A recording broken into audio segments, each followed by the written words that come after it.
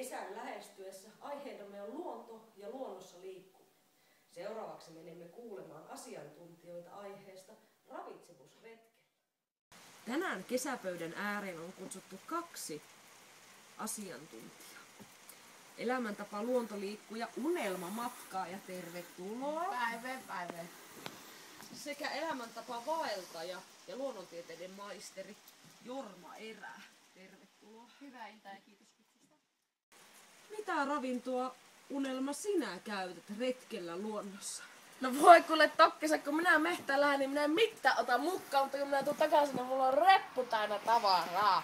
Siinä marjat, hirviä määrä vitamiineja, sakkaroideja, mustikkaa vaan nassuu ja mitä ei jaksa syödä, niin reppuun laitetaan loput.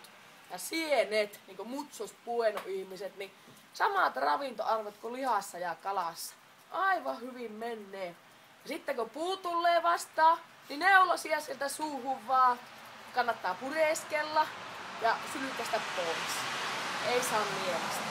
Mutta tiesittekö, että männyn neulasissa on enemmän C-vitamiinia kuin apple chips? Niin kyllä, eli kannattaa ottaa. Ja sitten kun minulla metässä tietä menee päivä tai 2, niin alkaa intohimoa puskemaan, niin pakurikääpä.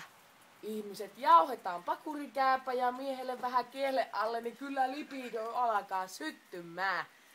Ja olen mie sitten tietenkin joskus lihan himmoissani, niin mie olen kirjolohen tuolta ottanut ja loimuttanut sen sitten siinä paljain käsi nuotiolla ja kerran sattu pororeppana vastaan tulemaan, niin minä sen nylykäsin siinä.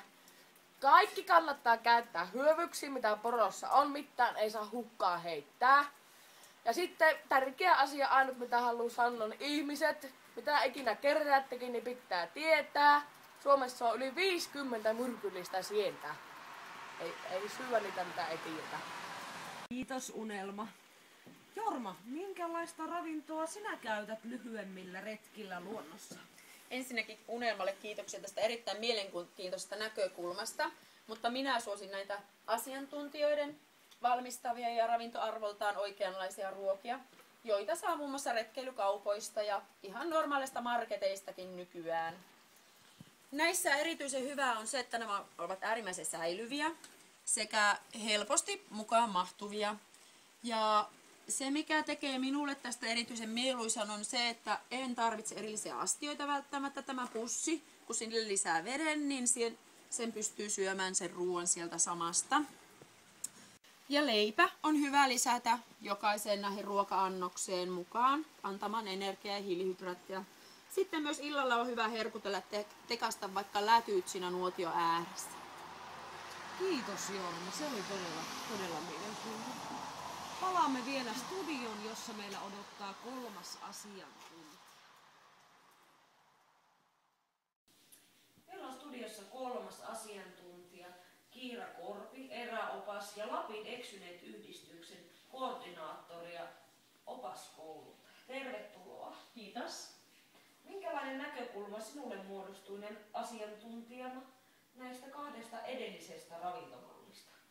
No sekä Unelmalla että Jormalla oli molemmilla hyviä ideoita ja ajatuksia ravintosisällöstä, mitä tuolla retkellä luonnossa liikkuessa tarvitaan.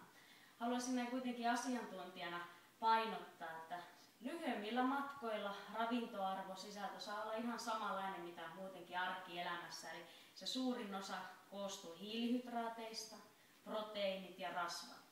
Kun lähdetään vähän pidemmille matkoille, reissuille, varsinkin patikoimaan, niin nesteen määrä, lisäksi siihen suolot ja ne hiilihydraatit 3, niin painotan niiden tärkeyttä. Kiitoksia oikein paljon. Kiitos katsojille seurasta. Palaamme P-rappuun taas ensi viikolla. Mukavaa kesän alkua.